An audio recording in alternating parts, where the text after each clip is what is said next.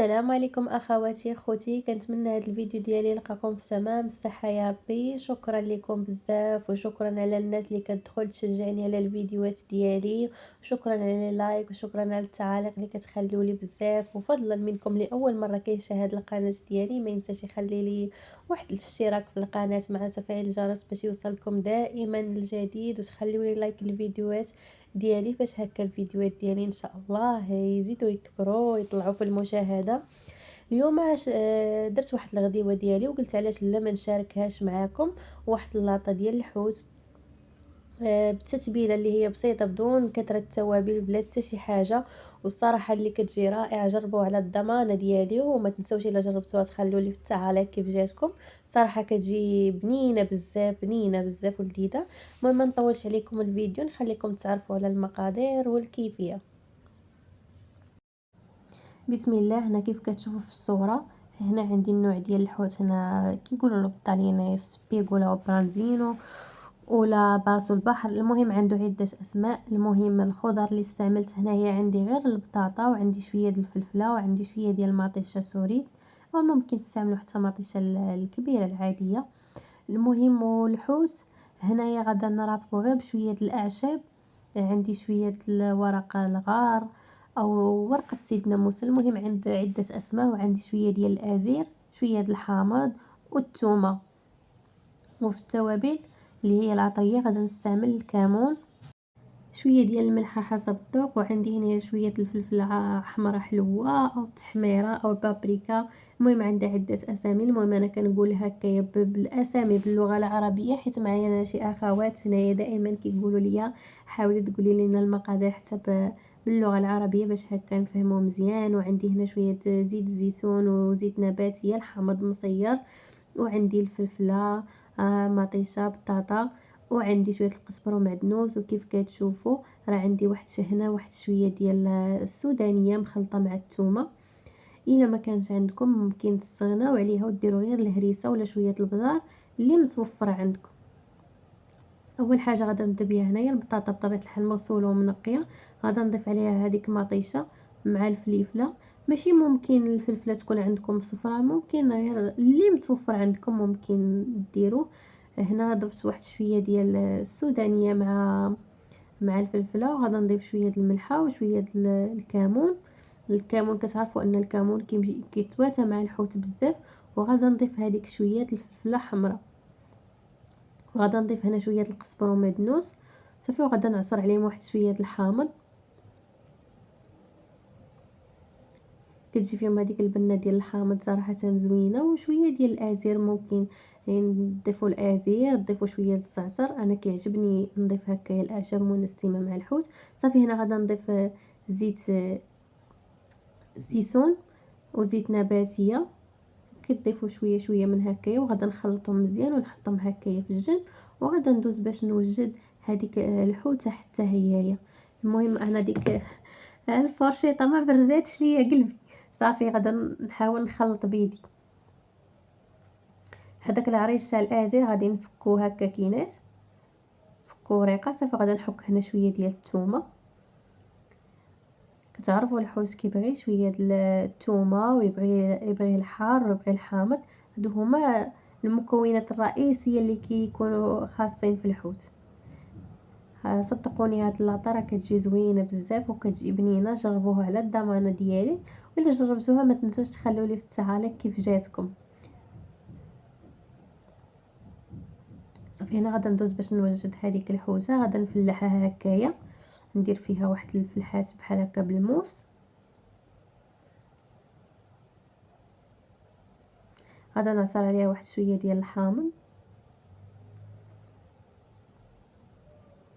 المهم ما غاديش ندير فيها انا كيف ذكرت معكم في الاول كثره ديال التوابل. غادا نضيف لها غير شويه ديال الكمون من الداخل، ونحاول ندخل في هذوك الفتحات اللي انايا فتحت بالموس. ندخل شويه ديال الكمون والملحه صافي. وغادا نضيف فيها ديك الاعشاب. عليكم مع الفيديو حتى التالي، حيت غادا ندير واحد الزعلوك غادا نرافق به هذا الحوت حتى هو كيجي زوين. صافي غادا ندير الثومه هكايا لداخل. غادا نقطع غير هكا عشوائيه غير بالموس هكايا ونديرها لداخل. وغادا ندير هذوك اوراق الرند او الغار وغادا نضيف شويه الازير لداخل صافي. وغادا ندوز هكايا نستفهم في اللاطه ونستف عليه هذيك الخضيره ديالنا اللي انا استعملت. المهم انا درت هكايا غير تستاف عشوائي، بغيتو هكايا تبقاو تزينوا ديروا هكايا شويه بشويه باش تجي عاطيكم واحد المنيضر اللي هو جميل. راه ممكن تضيفونا غير تستاف عادي وصافي. المهم كلشي على المذاق، يكون المذاق ديالها بنين وزوين. هو هذا الاهم. صافي هنايا غادا نضيف هذاك شويه ديال اللي كان مليت القات ليا الخضره مع ديك التوابل اللي استعملت. غادا نضيفو من الفوق وغادا نضيف واحد شويه الحامض مصير. داك الحامض المصير انا صايبته غير في الدار. وغادا نضيف واحد شويه ديال الزيتون. وغادا ندير واحد القطيره ديال زيت العود من الفوق هكايا من فوق الحوت باش ما تجيناش هكا ناشفه. وغادا نغطيها. صراحه راه باقا هكا ما طيباش والمنيضر ديالها صراحه زوين بزاف. وحتى المذاق غير جربوها وردوا عليا، كتجي زوينه صراحه بزاف. صافي هنا غادا نغطيها وغادا ندخلها الفران. غادي نتغطيوها بورق الفرن هو الاول وعاد نضيفوه من الفوق البابي الومنيوم ونغطيوها مزيان ونخليوها لمده تقريبا واحد ساعه هكا كينات في الفران. ما تكونش العافيه مجهده وما تكونش عافيه مهيله. صافي غادي نغطيوها وندخلوها الفران طيب. وغادا ندوزي ان شاء الله باش نوجد معاكم هذاك الزعلوك اللي كيف ذكرت معاكم. صراحه حتى هو اللي كيجي زوين بزاف وما فيش لا قوه العطريه لا حتى شي حاجه. حتى هو استعملت فيه تقريبا هادشي اللي استعملت في المقادير ديال هاد التوابل اللي استعملت في الحوت. كيف ذكرت معكم هاد التوابل اللي استعملت هنا في الحوت هما اللي انا راني استعملت حتى في الزعلوك، كيجي زوين بزاف. نغطيها هكا مزيان وندخلها للفران. انا ذكرت معكم انا طيبتها غير في الفران غازي، ما درتها لا في ديال الضو ولا حتى شي حاجه.